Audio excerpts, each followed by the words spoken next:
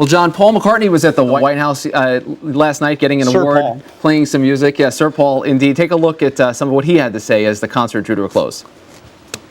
And just before we leave, I want to just say one more time that it's a fantastic honor, the Gershwin family, to give me this incredible award and for me to be awarded it by the Library of Congress. And in fact, after the last 8 years, it's great to have a president who knows what a library is.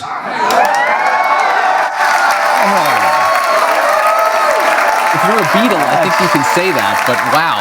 Yeah, that's pretty tough, man. A little rough, indeed. All right, now for our post-politics segment, we're joined by Dan Balz. Thank you for coming on. Happy to be here, as always.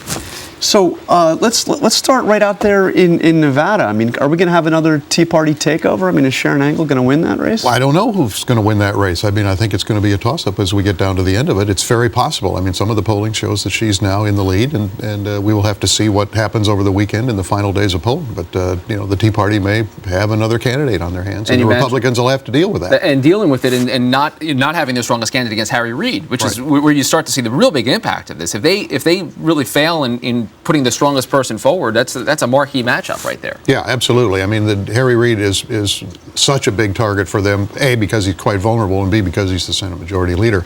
To lose that race, given everything we see about what's going to happen in November, would be a major setback for the Republicans. Okay, so the Andrew Romanoff case out in Colorado here, how big a deal? I mean, you have, actually an email on this from Jim Messina outlining these 3 jobs.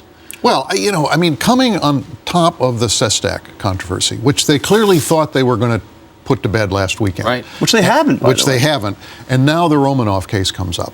It's an example of a couple of things. One is ineptitude on their part. I mean, as you guys have said, they've tried and failed in a number of these cases to get this done. So it's a political operation that has aspirations that they can't fulfill.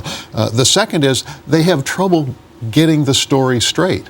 I mean, there are still questions about the Sestak episode. Like, what job was he offered? Exactly. Isn't that a simple question? And Robert Gibbs's performance at the Tuesday briefing, in which he basically dissembled on that question, raises further questions about it. So, look, in the great scheme of things, I mean, if you compare this with the problems they have dealing with the oil spill, these are minor problems.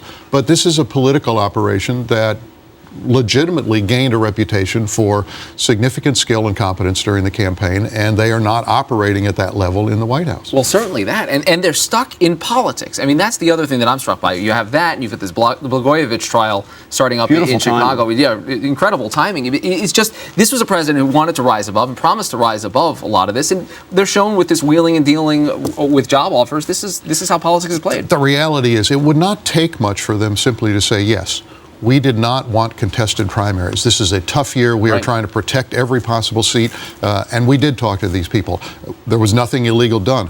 But they've dribbled it out. I mean, it's a classic example. And I think the Sestak even more than Romanoff. But given that they knew the Romanoff case was out there, why they weren't even more prepared, when it happened over the course of the last several days, and last night when he put out his statement, they weren't more prepared.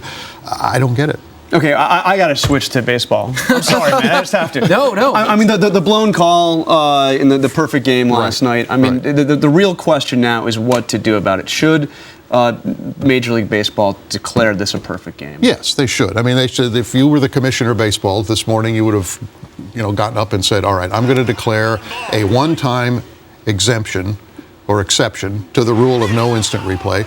We've all seen the replay. He was clearly out. This was a perfect game. We're going to declare it a perfect Governor game. Governor Granholm of Michigan agrees with you, by the way. She issued a proclamation today saying that according to the state of Michigan, according to the governor of the state of Michigan, that was a perfect game. It was not a perfect game. It should have been a perfect game. It was not a perfect game. I don't think you go back and change the rules. I don't think you're out of your mind. I mean, this was the 27th out. No, there were 28 outs in that game. But I mean, this was better than a perfect game. You can't go back and do it. I'm interested to see. You want to talk about the politics. What is our fan in chief? He is not a huge baseball fan. I know if he watching the NBA finals instead of baseball, but I'm interested to know his take here. Do you side the right of justice is not the right is not the side of the rules? We have asked Jim Bunning, who is the only man who has thrown a perfect game and get elected to the United States Senate. I've got a gift for Rick Klein here, by the way. Now that we're on baseball, this is Steven Strasburg's last scorecard as a minor league baseball player. He is coming to the Washington Nationals. Your Yankees will not get their hands on him for years. I don't know that I can afford to accept a gift like this under ABC rules, but thank you, John, and thank you, Dan Balz from the Washington Post. You're welcome. Thanks for being here. Good sport, talking baseball, but I'm right in this case. I'm sorry. I'm afraid not. And,